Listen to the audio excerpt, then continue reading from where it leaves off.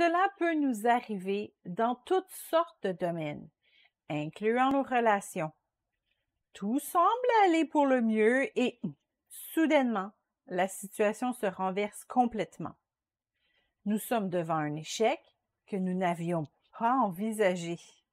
Que s'est-il passé?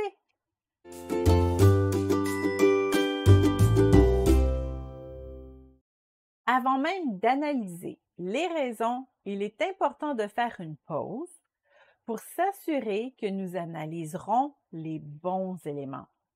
Il ne faut pas laisser l'ennemi nous abattre par une défaite. Ce n'est pas parce que ce plan a échoué que toute notre vie est un échec. Peu importe la grandeur de notre problème, il faut se rappeler qu'il ne s'agit que d'un problème momentané et l'amour de Dieu pour nous est éternel et inconditionnel. Une fois la triste situation remise dans son contexte, il est bon de réfléchir à ce qui a bien pu nous conduire à ce résultat pour éviter de le répéter. Alors, voici quelques pistes à explorer. Il y a peut-être eu un manque de communication. Dans un couple, il y a deux personnes. Chacune d'elles a sa propre façon de penser, d'analyser le moment présent et forme ses propres conclusions. Deux personnes peuvent vivre la même expérience et l'une en sera ravie et l'autre très déçue. Voilà pourquoi il est important de toujours bien communiquer.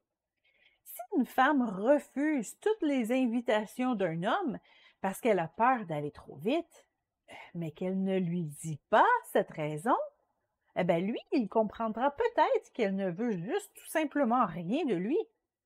Elle perdra peut-être un bon époux potentiel par manque de communication. Ce n'est pas toujours facile d'être honnête, mais c'est toujours payant. Il y a peut-être eu un manque d'initiative. On attribue souvent à l'homme la responsabilité de faire les premiers pas. Après tout, c'est lui le conquérant. Or, certains hommes sont timides, soit parce qu'ils ont eu de mauvaises expériences, ou soit parce qu'ils ne sont pas très sociaux. Pour eux, faire un sourire à une fille, ce sera un exploit. Si la fille en question attend qu'il livre une bataille chevaleresque pour la conquérir, elle passera peut-être à côté d'un homme charmant et sensible. La fille a aussi le droit de faire quelques pas, de prendre un peu d'initiative. Ne laissez pas la paresse ou l'orgueil vous retenir. Il y a peut-être eu un sentiment d'attachement prématuré. Les relations sexuelles ne sont pas que l'union de deux corps. Le sexe crée aussi un lien d'appartenance émotionnel très fort entre deux partenaires qui s'aiment. Dès qu'un couple a des relations sexuelles, il sera très difficile de le séparer, ce qui est parfait lorsque nous sommes mariés. Mais si ces relations sexuelles arrivent hors du mariage, cela crée un faux sentiment d'attachement, un sentiment de tout va bien dans le couple. Et si un des partenaires décide de quitter, la rupture sera beaucoup plus douloureuse. Mieux vaut suivre le plan de Dieu à la lettre. Il connaît toutes choses. Il y a peut-être eu des fausses prophéties. Dans certains milieux chrétiens, les messages prophétiques sont très populaires. Mais il est important de ne pas accepter toutes ces paroles qu'on nous donne au nom du Seigneur. Il faut toujours vérifier si elles viennent vraiment de Dieu, comme le dit 1 Jean 4,11.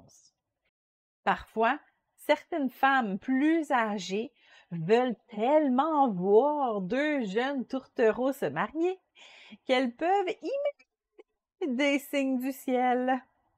Ou encore, si un jeune homme vient vous dire que Dieu lui a dit que vous deviez l'épouser, répondez-lui que si c'est la volonté de Dieu, il vous le dira à vous aussi. Certaines personnes remplies de l'Esprit de Dieu pourraient avoir une parole de connaissance, comme on dit dans 1 Corinthiens 12, verset 8. Et cela pourrait vous indiquer quelques pièges à éviter, mais encore là, apportez toutes ces paroles de connaissance à votre Père céleste et laissez-le vous guider lui-même. Il y a peut-être eu un manque de persistance. Ce n'est pas parce que tout semble bien aller que la situation vient de Dieu. Et à l'inverse, ce n'est pas parce que tout va mal que Dieu vous a abandonné. Parlez-en à Job.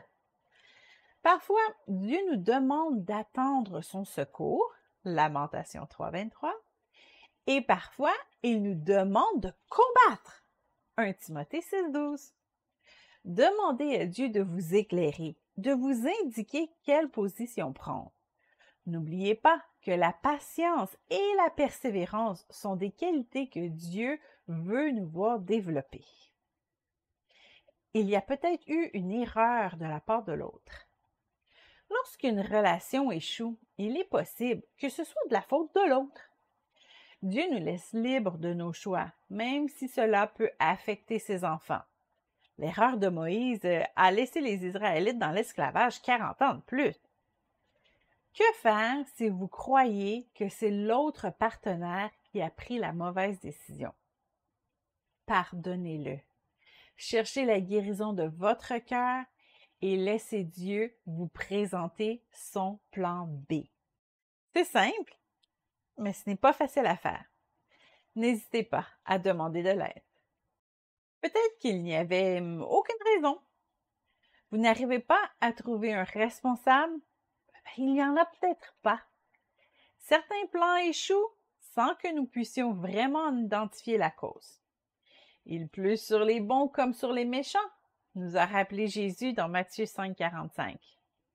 Vous avez le droit d'être déçu, d'être triste, mais ensuite, relevez votre tête. Dieu ne vous a pas abandonné et son plan pour vous va bien au-delà de votre statut social. Vous manquerez toutes sortes d'opportunités, mais tant que vous serez en vie, il y en aura d'autres. Dieu n'a pas fini de vous bénir.